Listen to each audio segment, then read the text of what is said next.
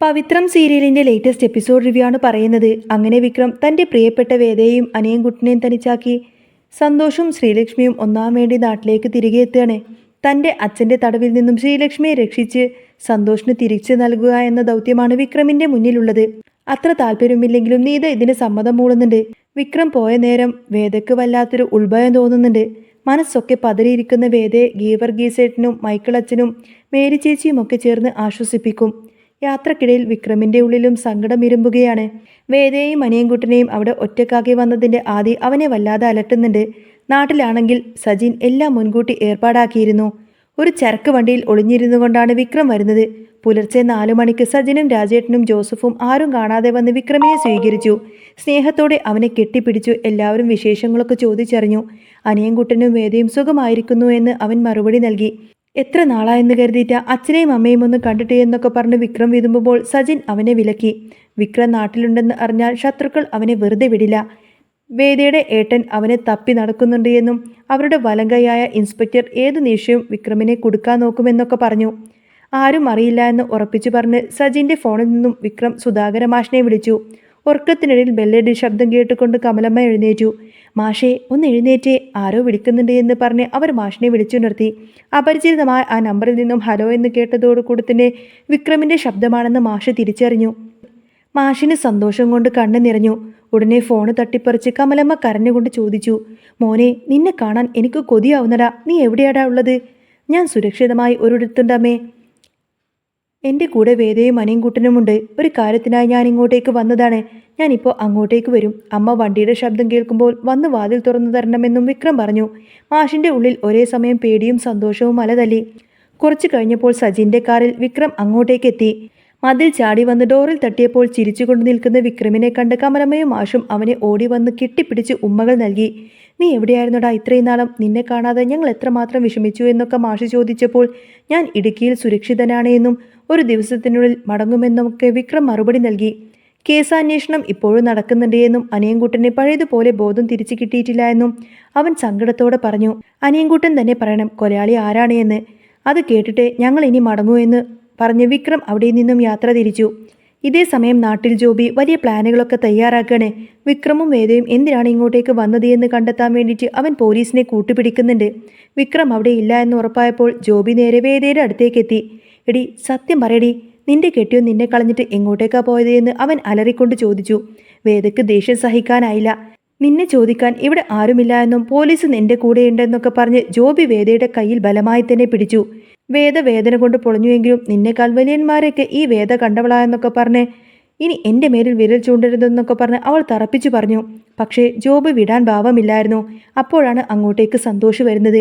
താൻ പഴയ മാനേജർ ആയിരിക്കാം, പക്ഷേ ഇപ്പോൾ കാര്യങ്ങളൊക്കെ നോക്കുന്നത് ഞാനാണ് എന്നും ഇനി ആ കുട്ടിയുടെ ദേഹത്ത് തൊട്ടാൽ ഈ നാട്ടിൽ നിന്നും നിന്നെ ഞാൻ ഓടിക്കുമെന്നൊക്കെ സന്തോഷ് അവന് താക്കീത് നൽകി.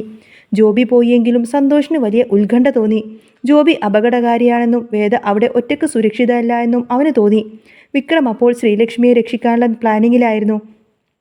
സന്തോഷിനെയും ശ്രീലക്ഷ്മിയെയും ഒന്നാക്കി മടങ്ങണമെന്ന തൻ്റെ ആഗ്രഹം അവൻ കൂട്ടുകാരോട് പറഞ്ഞു. അവർ പൂർണ്ണ പിന്തുണ നൽകി. രാത്രിയിൽ മതിൽ ചാടിക്കിടന്ന് ശ്രീലക്ഷ്മിയുടെ ജനലിൽ വിക്രം തട്ടി. പേടിച്ചു പോയ ശ്രീലക്ഷ്മി ഉറക്കെ വിളിക്കാൻ തുടങ്ങിയപ്പോൾ ഞാൻ നിങ്ങളെ ഉപദ്രവിക്കാനല്ല, സന്തോഷ് പറഞ്ഞിട്ട് വന്നതാണെന്ന് അവൻ പറഞ്ഞു. അച്ഛൻ മുറിയിൽ വന്ന് ചോദിച്ചപ്പോൾ വെറുതെ ഞാനൊരു സ്വപ്നം കണ്ട് പേടിച്ചാണെന്നൊക്കെ പറഞ്ഞ് അവൾ അവരെ ഒഴിവാക്കി. വിക്രം അവൾക്ക് സന്തോഷിൻ്റെയും വേദനയും കൂടെയുള്ള ഫോട്ടോ ഒക്കെ കാണിച്ചു കൊടുത്തു. അത് കണ്ടപ്പോൾ അവളുടെ കണ്ണ് നിറഞ്ഞു. എനിക്ക് വരണം, എനിക്കെൻ്റെ സന്തോഷിനെ കാണണമെന്നൊക്കെ അവൾ പറഞ്ഞു. നാളെ ഇതേ സമയത്തിന് തയ്യാറായി നിൽക്കാൻ വിക്രം അവളോട് പറഞ്ഞു. പിന്നീട് അർദ്ധരാത്രിയിൽ ജോബി വീണ്ടും വേദയുടെ വീട്ടിലേക്കെത്തി വാതിൽ തട്ടി. പേടിച്ച് വിറച്ച വേദ അടുക്കളയിൽ നിന്നും ഒരു കത്തിയുമായിട്ടാണ് അങ്ങോട്ടേക്ക് പോയത്. വാതിൽ തുറന്നപ്പോൾ ജോബി അകത്തേക്ക് കയറാൻ നോക്കി. കത്തി കാണിച്ചു വിരട്ടിയപ്പോൾ അവൻ പരിഹാസത്തോടെ ചിരിച്ചു. നിന്റെ കയ്യിലെ ഈ കളിപ്പാട്ടം മാറ്റിവെക്കുകയെന്ന് പറഞ്ഞ് അവൻ ആ കത്തി തട്ടിപ്പറിച്ച് വേദയുടെ അടുത്തേക്ക് അങ്ങ് നീങ്ങി. വേദ കരഞ്ഞുകൊണ്ട് അനിയൻകുട്ടനെ വിളിച്ചു. പക്ഷേ അത്ഭുതം പോലെ അനിയൻകുട്ടൻ എഴുന്നേറ്റ് നിന്നിട്ട് ഒരു തടിക്കഷ്ണം എടുത്ത് ജോബിയുടെ തലക്കങ്ങ് ആഞ്ഞടിച്ചു. അമ്മേ എന്ന് നിലവിളിച്ചുകൊണ്ട് തന്നെ ജോബി നിലവിളിച്ചു. അനിയൻകുട്ടന് പഴയ ഓർമ്മ തിരിച്ചു വന്നിരിക്കുന്നു. സന്തോഷം അങ്ങോട്ടേക്ക് എത്തി ജോബിയെ അടിച്ചങ്ങ് പുറത്താക്കി. വിക്രം എവിടെയെന്ന് അനിയൻകുട്ടൻ ചോദിച്ചപ്പോൾ അവൻ നാട്ടിലാണെന്ന് വേദ പറഞ്ഞു. പിറ്റേന്ന് രാവിലെ തന്നെ വിക്രം ശ്രീലക്ഷ്മിയുമായി ഇടുക്കിയിലേക്കെത്തി. അനിയൻകുട്ടന് ബോധം വന്നു എന്ന വിവരമറിഞ്ഞ് വിക്രം ഓടിച്ചെന്ന് അനിയൻകുട്ടനെ കെട്ടിപ്പിടിച്ചു. പുളിക്കനെ കൊന്നത് ആരാണെന്ന് ഞാൻ കണ്ടു വിക്രം. ഞാനത് പറയാമെന്ന് അനിയൻകുട്ടൻ പറഞ്ഞു. എന്നാൽ അതിനു മുൻപ് സന്തോഷിൻ്റെയും ശ്രീലക്ഷ്മിയുടെയും കല്യാണം നടത്തണമെന്ന് വിക്രം തീരുമാനിച്ചിരുന്നു. പള്ളിയിൽ വെച്ച് സന്തോഷ് ശ്രീലക്ഷ്മിയുടെ കഴുത്തിൽ താലി കെട്ടി. മൈക്കിളച്ചൻ അവരെ അനുഗ്രഹിച്ചു.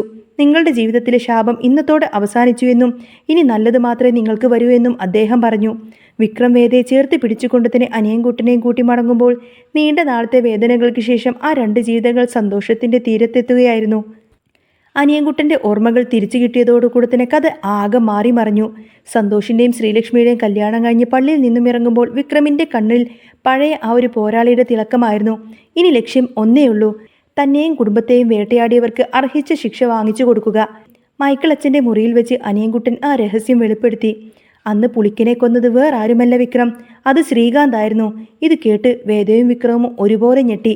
തൻ്റെ സ്വന്തം ലാഭത്തിന് വേണ്ടിയിട്ട് സ്വന്തം വലങ്കൈ കൊലപ്പെടുത്തിക്കൊണ്ട് തന്നെ വിക്രമിന് മേൽ ആ ഒരു കുറ്റം ചുമത്തുക എന്നായിരുന്നു ശ്രീകാന്തിൻ്റെ ലക്ഷ്യം. ഇത്രയും കാലം താൻ വിശ്വസിച്ച നീതിയും നിയമവും തനിക്കെതിരെ നിന്നത് ആരുടെ കളിയാണെന്ന് വിക്രമിന് ബോധ്യപ്പെട്ടു. വിക്രം ഒട്ടും സമയം കളഞ്ഞില്ല. സജിൻ്റെയും കൂട്ടുകാരുടെയും സഹായത്തോടു കൂടി തന്നെ ഒരു മാസ്റ്റർ പ്ലാന് തയ്യാറാക്കി. ജോബിയെ കൊണ്ട് തന്നെ സത്യങ്ങളൊക്കെ പറയിപ്പിക്കാനായിരുന്നു വിക്രമിൻ്റെ തീരുമാനം. പോലീസിനെ കൂട്ടിപ്പിടിച്ച് വേദയെ വീണ്ടും ഉപദ്രവിക്കാൻ വന്ന ജോബിയെ വിക്രം കൈയോടെ പൊക്കി. വിക്രമിൻ്റെ കൈക്കരുത്തിന് മുന്നിൽ പിടിച്ചു നിൽക്കാൻ കഴിയാതെ ജോബി സത്യങ്ങളെല്ലാം വിളിച്ചു പറഞ്ഞു. അങ്ങനെ ജോബിയെ അവിടെ നിന്നും ആട്ടിപ്പായിക്കാണ് വിക്രം.